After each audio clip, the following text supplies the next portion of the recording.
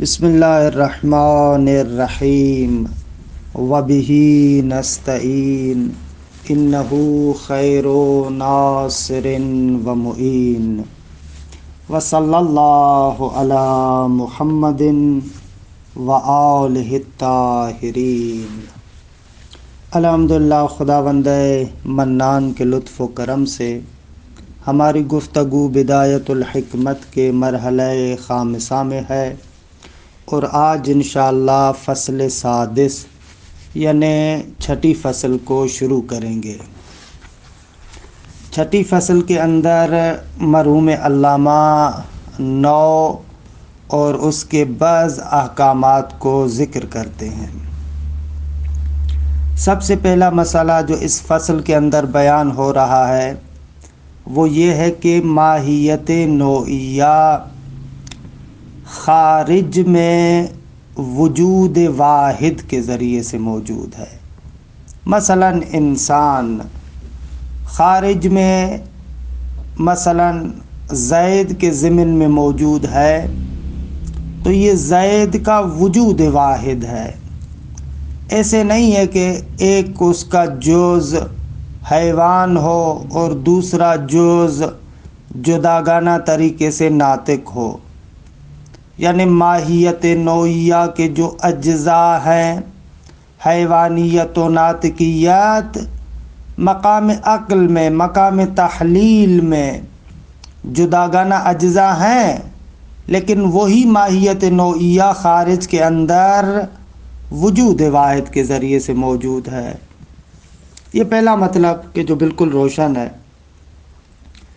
یہاں سے مرحوم علامہ ایک اور نقطے کو ذکر کرتے ہیں، وہ ہے ترکیب حقیقی یا ترکیب اعتباری۔ دیکھیں، ترکیب حقیقی اور غیر حقیقی فلسفی نگاہ سے اس کو ذرا سمجھیں۔ فلسفے میں کہتے ہیں ترکیب حقیقی اس ترکیب کو کہا جاتا ہے جہاں پر اجزاء کے ملنے سے ایک تیسری چیز وجود میں آ جائے اور اس کے اپنے مخصوص آثار ہوں، ان اجزاء کے علاوہ اس کے اپنے مخصوص آثار ہوں، اسے ترکیب حقیقی کہتے ہیں۔ لیکن ترکیب غیر حقیقی وہ ترکیب ہے کہ جہاں پر چند چیزوں کے ملنے سے حقیقتاً و واقعاً ایک تیسری چیز وجود میں نہیں آتی۔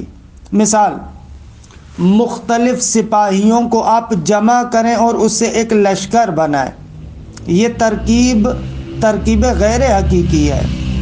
ایسے نہیں ہے کہ واقعاً ان مختلف سپاہیوں کے ملنے سے ایک نئی چیز ہمارے سامنے آتی ہو، نہ، وہی سپاہی ہے، وہی احاد لشکر ہے کہ جن کو مجتمعاً لحاظ کر رہے ہیں، وگرنہ اس کے علاوہ واقعاً کوئی شیء سوم اور تیسری چیز ہمارے سامنے نہیں آئی۔ جبکہ ترکیب حقیقی میں ایسے نہیں ہوتا۔ ترکیب حقیقی میں اجزاء کے ملنے سے حقیقتاً ایک تیسری چیز وجود میں آتی ہے۔ اچھا سوال، یہ جو ہم گھر بناتے ہیں، مختلف اینٹوں کو، سیمنٹ کو، لوہے کو، ان چیزوں کو جمع کر کے ہم لوگ ایک گھر بناتے ہیں۔ سوال، آیا یہ جو گھر بنتا ہے یہ ترکیب حقیقی ہے یا ترکیب اعتباری ہے؟ تو اس کا جواب فلسفی نقطہ نگاہ سے یہ ہے کہ یہ بھی ترکیب غیر حقیقی ہے، کیونکہ یہاں پر بھی جو گھر بنا ہے نا، ایسے نہیں ہے کہ ان کے اجتماع سے واقعاً ایک تیسری چیز وجود میں آئی ہو، نہ، وہی اجزاء ہیں جن کو منظم طریقے سے آپ نے رکھا ہے، وہی اجزاء ہیں جن کو منظم طریقے سے ایک اینٹ کو پھر دوسری پھر تیسری پھر چوتھی پھر اس کے ساتھ مثلا سیمنٹ کو لگایا یا گارے کو لگایا یا لوہے کو استعمال کیا، وہی اجزاء ہیں جو ایک ترتیب کے ساتھ ہمارے سامنے رونما ہو رہے ہیں۔ اور یہاں پر بھی آپ کہیں کہ ناغا ایک اینٹ کا یا ایک خالی سریے کا اثر تو یہ بلڈنگ نہیں ہے، تو ہم کہیں گے کہ بابا یہ انہی اجزاء کا اثر ہے جن کو ہم اجزاء کو مجتمعاً دیکھ رہے ہیں۔ اگر ان اجزاء کو آپس میں ملائیں اور مجتمعاً دیکھیں تو یہاں پر بھی اگر دقت کے اعتبار سے دیکھیں وہی اجزاء ہیں، وہی احاد اجزاء ہیں جن کو ایک ترتیب کے ساتھ رکھا گیا ہے کہ پھر ہمارے سامنے ایک چیز آ رہی ہے۔ یہ فلسفی اعتبار سے ترکیب حقیقی نہیں ہے۔ یا مثلاً جو گاڑی بنائی جاتی ہے، کار، خوب کار کے اندر بھی مختلف پرزے ہیں، خوب یہاں پر بھی ان مختلف پرزوں کو جوڑنے سے ایک کار ہمارے سامنے آتی ہے۔ یہ ترکیب حقیقی ہے یا غیر حقیقی ہے؟ فرماتے ہیں یہ ترکیب غیر حقیقی ہے فلسفی نقطہ نگاہ سے، کیونکہ درست ہے ان اجزاء کو آپ نے منظم کیا ہے، ان کے اجتماع سے ایک اجتماعی اثر بھی ہمارے سامنے آ رہا ہے، لیکن وہ اجتماعی اثر بھی اگر دقت کرے ان تک اجزاء کا ہے، ایک ایک جز کا ہے جو اس اجتماعی کیفیت میں ہمارے سامنے رونما ہو رہا ہے۔ لیکن فلسفی نقطہ نگاہ سے یہ بھی ترکیب حقیقی نہیں ہے۔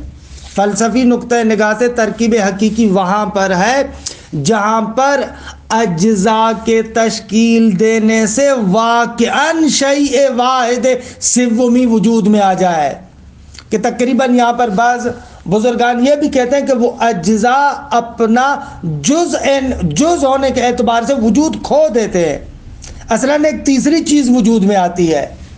یہ مراد ہے ترکیب حقیقی سے۔ مثلاً جیسے ماہیت نوعیہ کے بارے میں ہم کہہ رہے ہیں، خود ماہیت نوعیہ کے اندر جو حیوان اور ناطق ہے وہ آپس میں اس طریقے سے ضمیمہ ہو جاتے ہیں کہ شیء سوم آ جاتی ہے۔ جنس جو حیوانیت ہے اس کا تحصل اسی ناطق کے ذریعے سے ہے، اور واقعاً ایک شیء سوم آ رہی ہے، نہ کہ ان دونوں کو آپس میں ضمیمہ کیا ہے، سائیڈوں میں ملایا ہے اور ان دونوں کے ملانے کو آپ نو کہتے ہو، نہ ایسے نہیں ہے، بلکہ ایک واقعاً نئی چیز وجود میں آ رہی ہے۔ دوسرے لفظوں میں ترکیب حقیقی وہاں پر آتی ہے جہاں پر اجزاء کے درمیان ایک طرح کا فقر، ایک طرح کی حاجت اس طریقے سے ہوتی ہے، آپس میں ایک دوسرے کی ایسے محتاجی ہوتی ہے کہ جب وہ ملتے ہیں تو شیء سوم وجود میں آتی ہے۔ کہ انشاءاللہ چھٹے مرحلے میں ہم جسم کے بارے میں یہی ذکر کریں گے کہ جسم جو مادے اور صورت کے ساتھ مل کر ہمارے سامنے بنتا ہے، وہاں پر مادے اور صورت کے اندر جو ترکیب ہے وہ ترکیب اتحادی ہے، یعنی ایسے نہیں ہے کہ جسم کے مورد میں جیسے ہمارے عام طور پر مثال دیتے ایک لکڑی ہے اور ایک اس کا جو شیپ ہے یہ مادہ اور صورت ہے۔ نا عزیز من، یہ غلط ہے، یہ مادہ اور صورت نہیں ہے۔ مادہ اور صورت کے بعد میں ہم آپ کو بیان کریں گے، فلسفی مادے اور صورت میں کچھ اور کہتا ہے۔ مادے اور صورت میں واقعاً ترکیب اتحادی ہے، وہ دونوں جز آپس میں اس طریقے سے ضمیمہ ہو جاتے ہیں کہ اصلاً وہ اپنا تشخص ختم کر دیتے ہیں، ایک شیء سوم اور تیسری چیز ہمارے سامنے آتی ہے، اور اسی کو ترکیب اتحادی کہتے ہیں۔ لہٰذا آگے چل کر ہم پڑھیں گے ترکیب حقیقی اور اتحادی وہاں پر ہوتی ہے جہاں پر ایک جز متحصل اور ایک جز لا متحصل ہوتا ہے۔ دو متحصل چیزیں اگر دونوں متحصل ہی رہیں ان کے درمیان ترکیب حقیقی وجود میں نہیں آتی۔ جیسے مثلا گھر، اینٹیں ہیں، سیمنٹ ہے، سریا مثلا لوہا ہے، خوب یہاں پر ترکیب حقیقی نہیں ہے۔ خلاصہ کلام آغا جان، ترکیب حقیقی یعنی جہاں پر واقعاً ایک شیء سوم اجزاء کے علاوہ وجود میں آ جائے، اجزاء اپنا تشخص اور اپنا وجود اس تیسری چیز کے اندر کھو دیتے ہیں۔ دیکھیں اس ٹکڑے کو پھر ایک اور مطلب بھی ہے۔ الفصل السادس، چھٹی فصل، فی النوع و بعض احکام، چھٹی فصل نوع اور اس کے بعض احکام کے بیان میں۔ الماہیت النوعیہ توجد اجزاؤها فی الخارج بوجود واحد، فرماتے ماہیت نوعیہ اس کے اجزاء خارج میں وجود واحد کے ذریعے سے موجود ہے، یعنی خارج کے اندر واقعاً ایک زید ہے، ایسے نہیں ہے کہ اس کا سینے سے نیچے والا حصہ حیوان ہے اور سینے سے اوپر والا حصہ ناطق ہے، نہ، ایک ہی شے ہے جس کو ہم زید کہتے ہیں اور وہی انسان ہے۔ اچھا، یہ جو ہم کہنے ماہیت نوعیہ کے اجزاء خارج میں وجود واحد کے ساتھ ہوتے ہیں، علامہ دلیل ایسے دیتے ہیں لِأَنَّ الْحَمْلَ بَيْنَ كُلِّ مِنْهَا وَبَيْنَ النَّوْعِ أَوَّلِيٌّ، کہ بہرحال اس کو دلیل کی جگہ پر کہنا چاہیے کہ علامت ہے اس نقطے کی اس نقطے کی علامت ہے، کشف انی کے ذریعے سے وارد ہو رہے ہیں، اس لیے کہ ان تمام اجزاء اور نوع کے درمیان جو حمل ہے وہ حمل اولی ہے۔ اگر جہاں پر بھی حمل اولی ہے وہاں پر وہ شے خارج میں وجود واحد کے ساتھ موجود ہے۔ نہایت لطیف نقطہ ایک بقول استاد امینی نجات کے جو یہاں سے سمجھ میں آتا ہے وہ یہ نقطہ ہے کہ اگر جہاں پر بھی دو چیزوں کے درمیان حمل اولی ہوتا ہے وہاں پر وہ دونوں چیزیں خارج میں وجود واحد کے ساتھ موجود ہے۔ کہ لطیف نقطہ ہے بہت ہی، جبکہ معمولاً حمل شائع میں ایسے نہیں ہوتا، وجود واحد نہیں ہوتا، بالاخر ایک ضمیمہ ہوتا ہے۔ والنوع موجود بوجود واحد، پس ان دونوں کے درمیان اجزاء اور نوع کے درمیان جب حمل اولی ہے تو قہراً ان کے جو اجزاء بھی خارج میں ہوں گے وجود واحد کے ساتھ ہوں گے۔ والنوع موجود بوجود واحد، نوع خارج میں وجود واحد کے ساتھ موجود ہے۔ وَأَمَّا فِي الذِّهْنِ فَهِيَ مُتَغَايِرَةٌ بِالْإِبْهَامِ وَالتَّحَصُّلِ، ہم پہلے فصل میں بیان کر چکے ہیں کہ مقام ذہن کے اندر ذہن میں یہ اجزاء متغایر ہیں، البتہ ایک مبہم ہے اور ایک اس کا تحصل ہے، جنس مبہم ہے اور فصل اس کا تحصل ہے۔ وَلِذَلِكَ كَانَ كُلٌّ مِّنَ الْجِنْسِ وَالْفَصْلِ عَرَضِيًّا لِلْآخَرِ زَائِدًا عَلَيْهِ، ہم کہتے ہیں کہ ذہن میں متغایر ہیں، اسی وجہ سے کہتے ہیں کہ جنس اور فصل میں سے ہر ایک دوسرے کے لیے عرضی کی حیثیت رکھتا ہے اور زائد ہے اس پر، زائد ہے یعنی مغایر ہے، الانسان حیوان، پس زائد ہے، متغایر ہے، جدا ہے، درست ہے، جدا ہے یعنی متغایر ہے، دو وجود ہیں، اگرچہ ایک مبہم ہے اور ایک متصل ہے، کما تقدم جیسے چوتھی فصل میں یہ مطلب گزر چکا۔ وَمِنْ هُنَا مَا ذَكَرُوا، یہیں سے وہ نقطہ آ جاتا ہے جو حکما ذکر کرتے ہیں کہ أَنَّهُ لَا بُدَّ فِي الْمُرَكَّبَاتِ الْحَقِيقِيَّةِ، کہ ضروری ہے مرکبات حقیقیہ میں، کہ اعلیٰ مرکبات حقیقیہ میں بھی یہاں پر ہمارا زیادہ تر مقصود وہی انواع مادیہ جوہریہ ہیں جو خارج میں موجود ہیں، ای الانواع المادیہ المؤلفۃ من مادۃ و صورہ، وہ انواع مادیہ کے جو تألیف شدہ ہے مادے اور صورت سے، مثلا جیسے جسم۔ وَمِنْ هُنَا مَا ذَكَرُوا أَنَّهُ لَا بُدَّ فِي الْمُرَكَّبَاتِ الْحَقِيقِيَّةِ أَنْ يَكُونَ بَيْنَ أَجْزَائِهَا فَقْرٌ وَحَاجَةٌ مِنْ بَعْضِهَا إِلَى بَعْضٍ، کہ مرکبات حقیقیہ کے اجزاء کے مابین ایک فقر اور حاجت ہے، بعض کے محتاج ہے، درست ہے، کیونکہ ایک شیء سوم کو تشکیل دیتے ہیں نا، حتیٰ ترتبط و تتحد حقیقتا واحدہ، تا ان کے وہ آپس میں ایسے مرتبط ہو جائیں اور حقیقت واحدہ کے اعتبار سے متحد ہو جائیں۔ ایک تیسری چیز ہمارے سامنے آئے، وقد وقد ادو المسألة ضروریتا لا تفتقر الى برہان، کہ بسا اس مسئلے کو بعض لوگوں نے، بعض حکماء نے بدیہی شمار کیا ہے اور کہتے ہیں کہ اس کے لیے اصلاً برہان کی ضرورت نہیں ہے، لیکن بہرحال مادے اور صورت کے بعض میں چھٹے مرحلے میں ذکر کریں گے کہ تلازم کے لیے بھی اپنی جگہ پر برہان بھی بعض نے ذکر کیا ہے۔ وَيَمْتَازُ الْمُرَكَّبُ الْحَقِيقِيُّ مِنْ غَيْرِهِ بِالْوَحْدَةِ الْحَقِيقِيَّةِ، اگر مرکب حقیقی اور غیر مرکب حقیقی میں جو امتیاز اور جدائی بھی ہے وہ وحدت حقیقیہ کے ذریعے سے، مرکب حقیقی غیر مرکب حقیقی سے جدا ہوتا ہے وحدت حقیقیہ کے ذریعے سے، یعنی واقعاً وحدت ہے، ایک شیء سوم تیسری چیز ہمارے سامنے ہوتی ہے۔ وَذَلِكَ بِأَنْ يُحَصَّلَ مِنْ تَأَلُّفِ الْجُزْءَيْنِ مَثَلًا أَمْرٌ ثَالِثٌ، یعنی ان دونوں جزوں کے ملنے سے ایک تیسری چیز تألیف ہوتی ہے، وجود میں آتی ہے، کہ غیر کل واحد منہما، جو ان دونوں جزوں کے علاوہ ہے، ان کا غیر ہے، عین جزء عین اجزاء نہیں ہے، ان کے علاوہ ایک تیسری چیز ہے واقعاً، کہ لہو آثار خاصۃ غیر آثارہم الخاصہ، ان اجزاء کے جو آثار خاصہ ہیں ان آثار خاصہ کے علاوہ اس تیسری چیز کے لیے اپنے مخصوص آثار ہیں۔ کل امور المعدنیہ التي لها آثار خاصۃ غیر آثار عناصرها، جس طریقے سے امور معدنیہ ہے، درست ہے، اگر پرانے زمانے کی طبیعیات میں کہتے تھے عناصر اربع ہیں، 4 عناصر ہیں، ان کے ملنے سے یا معدنیات وجود میں آتے ہیں یا حیوانات وجود میں آتے ہیں، نہ یا معدنیات وجود میں آتے ہیں یا نباتات وجود میں آتے ہیں یا حیوانات وجود میں آتے ہیں۔ عناصر اربعہ سے جو چیزیں وجود میں آتی ہیں ان کو مولدات ثلاث کہتے ہیں۔ معدنیات یہ جو پتھر ہے، مٹی ہے، اینٹ ہے، یہ چیزیں جتنی بھی ہیں یہ معدنیات میں آ جاتی ہیں، درست ہے، جن کو آپ جمادیات بھی کہتے ہیں۔ حالانکہ یا نباتات ہے، خوب نباتات، خوب یہ پیڑ پودے یہ سارے نباتات میں آ جاتے ہیں، یا حیوانات ہیں کہ خوب اس میں انسان اور دوسرے بھی جتنے حیوانات ہیں سارے آ جاتے ہیں۔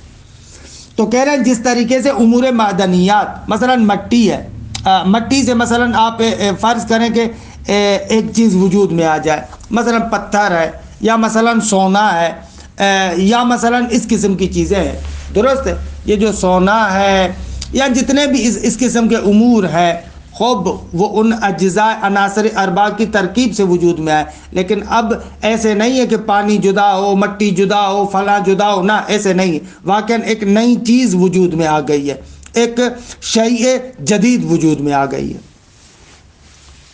کل امور المعدنیہ، درست ہے، جتنے بھی امور معدنیہ ہیں، درست ہے، جو اس عناصر اربع سے وجود میں آتے ہیں اور نباتات کے علاوہ ہیں، وہ سارے کے سارے امور معدنیات میں آ جاتے ہیں۔ التی لا آثار خاصۃ، جن کے مخصوص آثار ہیں، غیر آثار عناصرها، ان کے اپنے عناصر اربع کے آثار کے علاوہ دوسرے آثار ہیں۔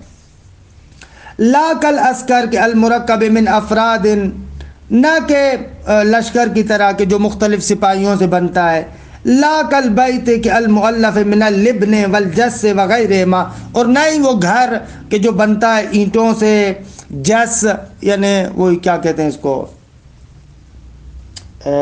مشہور معنی ہے بابا اس کا، میرے ذہن سے اردو زبان میں نکل گیا ہے، والبیت کہ المؤلف من الجس، چونا، بلے وہی چونا، من اللبن والجس سے اینٹیں، چونا وغیرہ، اور ان کے علاوہ اور جو ہیں۔ ومن ہونا ایزان، اور یہاں سے مرحوم علامہ ایک اور نتیجہ بھی فی الحال ذکر کر دیتے ہیں کہ بس اس کی تفصیل سے بعد میں آئے گی، وہ یہ ہے کہ بابا ترکیب جو مادے اور صورت کے درمیان ہے وہ اتحادیہ یا انضمامی ہے۔ تو علامہ فرماتے ہیں کہ یہاں سے پتہ چلتا ہے کیونکہ ان کے اندر ترکیب حقیقی ہے تو وہ بھی ترکیب اتحادی ہوگی، نہ کہ انضمامی۔ حالانکہ اتحادی کیا ہے، انضمامی کیا ہے، تفصیلات انشاءاللہ چھٹے مرحلے میں ذکر ہوں گی۔ ومن ہونا ایضا یترجح القول بان الترکیب بین المادۃ والصورت اتحادی لا انضمامی، کما سیاتی کے چھٹے مرحلے میں آئے گا۔ خوب اس کے بعد ایک اور مطلب ذکر کرتے ہیں، وہ مطلب یہ ہے کہ آغا مشہور حکماء کے درمیان یہ ہے کہ ماہیات نوعیہ اگر مادی ہوں تو ان کے ایک سے زیادہ افراد ہو سکتے، افراد کثیرہ ہو سکتے، لیکن اگر ماہیات نوعیہ مجرد ہوں تو خوب ان کا ایک ہی فرد ہوگا۔ یہ مشہور ہے حکماء کے درمیان، اور یہاں پر علامہ اس کو ذکر کرتے ہیں اور اس پر دلیل بھی لاتے ہیں کہ جتنے بھی مجردات ہیں، ماہیات نوعیہ مجردہ، مثلا جیسے فرشتہ ہے، ملک ہے، خوب ان میں سے اگر جتنی بھی انواع مختلف ہیں، ہر نوع کا فقط ایک فرد ہوگا، نوع منحصر ہوگی ایک فرد میں۔ مجردات میں ایک نوع ایک سے زیادہ افراد نہیں رکھ سکتی، ہر نوع مجرد کا ایک فرد ہوگا، لیکن مادیات کے اندر ایک سے زیادہ افراد ہو سکتے ہیں۔ سوال، مجردات کے اندر کیوں ایسے، انواع مجردات میں کیوں آپ کہتے ہیں کہ وہ منحصر فرد واحد میں؟ فرماتے ہیں اس لیے کہ بھئی اگر ایک مجرد تامہ نوع ہو، مثلا جبرائیل، مثلا اس قسم کے جیسے آپ کہتے ہیں جن کو ملائکہ کہتے ہیں مجردات تامہ، مثلا جبرائیل وہ اپنی نوع کا فرد ہے، منحصر بواحد ہے، اس کی نوع علیحدہ ہے۔ اسی طریقے سے میکائیل، اسی طریقے سے اسرافیل، یہ تو شرعی زبان میں کہتے ہیں، اعلیٰ فلسفی زبان میں کہیں وہی اکول مجردات، ٹھیک ہے، مجردات تامہ، ان کی انواع منحصر ہے فرد واحد میں۔ دلیل علامہ کہتے ہیں کہ بابا کیونکہ کسی بھی نوع کے جو افراد کی کثرت ہے وہ 4 چیزوں میں سے کسی ایک وجہ سے ہوگی. یا تو کثرت افراد تمام حقیقت ماہیت نوعیہ ہے. ماہیت نوعیہ یعنی کثرت افراد، درست ہے، یا تو اس وجہ سے، یا نہ کثرت افراد کا تقاضا جزء نوع کرتی ہے، نہ کہ تمام حقیقت ماہیت نوعیہ یعنی کثرت افراد، نہ جزء نوع کا تقاضا یہ کہ افراد میں تکثر ہو، یا نہ تمام حقیقت ماہیت نوعیہ کثرت افراد ہے، نہ اس کے کسی جز کا تقاضا ہے بلکہ اس کے نوع کا لازمہ کثرت افراد ہے. 3 صورت ہے. یا نہ کثرت افراد نہ عین ماہیت ہے، نہ جزء ماہیت ہے، نہ لازمہ ماہیت ہے، بلکہ عرض مفارق کی وجہ سے. ان 4 صورتوں سے خالی نہیں. پہلی 3 صورتیں وہ تو باطل ہے کہ نہیں ہو سکتا کہ بابا کثرت افراد عین ماہیت نوعیہ ہو یا جزء ماہیت نوعیہ ہو یا لازمہ ماہیت نوعیہ ہو، کیونکہ اس صورت میں پھر اصلاً فرد واحد وجود میں نہیں آئے گا. کیونکہ اگر آپ کہیں کہ عین ماہیت نوعیہ یعنی کثرت افراد، بس ایک فرد تو وجود میں نہیں آ سکتا. اب ایک فرد نہیں ہوگا تو کثرت کیسے وجود میں آئے گی؟ اسی طریقے سے اگر جزء ذات ہو اس صورت میں بھی ایک فرد وجود میں نہیں آ سکتا. اسی طریقے سے اگر لازم ماہیت ہو، لازم ماہیت نوعیہ ہو، تو بھی ایک فرد وجود میں نہیں آ سکتا. ان تینوں صورتوں میں ایک فرد وجود میں نہیں آ سکتا. اگر ایک فرد وجود میں نہیں آ سکتا تو کثرت وجود میں نہیں آئے گی، کیونکہ کثرت اسی وحدات کے اجتماع کا نام ہے. جب آپ وحدتوں کو جمع کرتے ہیں تو کثرت آتی ہے. تو بس یہ بات تو غلط ہے کہ کثرت افراد ماہیت نوعیہ عین ماہیت نوعیہ ہو یا اس کے جز کا تقاضا ہو یا لازم ماہیت نوعیہ ہو. یہ تینوں صورتیں تو غلط ہیں. آ جائیں کثرت افراد عرضی مفارق کی وجہ سے. اچھا، عرضی مفارق کے لیے ظاہر سی بات ہے کہ اس نوع کے اندر قابلیت ہو، صلاحیت ہو، تبھی اس عرضی مفارق کو قبول کرے گی نا. خوب قابلیت کے لیے مادہ چاہیے، اگر مادہ نہ ہو تو قابلیت نہیں ہے، قابلیت نہیں ہے تو عرض مفارق نہیں ہے. لہذا یہ جو کثرت افراد ہے وہ عرضی مفارق کی وجہ سے، اور یہ عرضی مفارق قابلیت چاہتی ہے، قابلیت مادے کی وجہ سے ہوتی ہے. نتیجتاً کثرت افراد اس نوع کے اندر ہوگی کہ جس نوع کو ہم نوع مادی کہیں. نوع مادی ہوگی تو وہاں پر کثرت افراد متصور ہے، وگرنہ کثرت افراد متصور نہیں ہے. یہ دلیل ہے جو علامہ یہاں پر ذکر کرتے ہیں.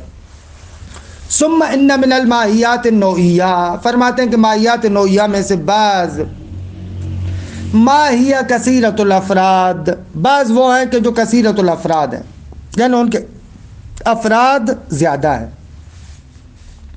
کل انواع التی لہا تعلق ما بالمادہ، جس طریقے سے وہ انواع کے جن کا ایک طریقے کا مادے کے ساتھ تعلق ہے. مثل الانسان ومنہا ما ہوا منحصر فی الفرد، اور ماہیات نوعیہ میں سے بعض وہ ہیں کہ جو منحصر بالفرد ہے، یعنی ان کا فقط ایک فرد ہے، ایک سے زیادہ فرد نہیں ہو سکتا. کل انواع المجردۃ تجردا تاما من العقول، جیسے عقول میں سے جو انواع مجردہ ہے جو تجرد تام رکھتی ہے، خوب ان کا فقط ایک فرد ہے، ہر نوع کا ایک فرد ہے.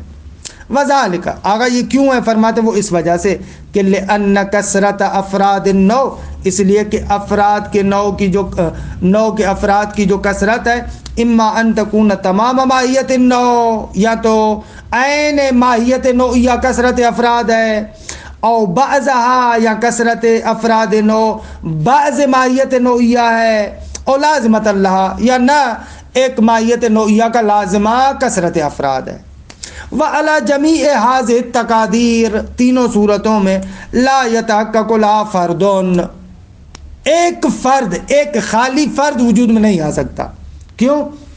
لا یتحقق لا فردون، کوئی بھی فرد ان کے لیے ایک نہ، لا یتحقق لا فردون، ان کے لیے ایک فرد بھی وجود میں نہیں آئے گا. ایسے لوجوب الکثرت فی کل ما صدقت علیہ، کیونکہ جس پر بھی یہ ماہیت نوعیہ صدق کرے گی اس کو کثیر ہونا چاہیے.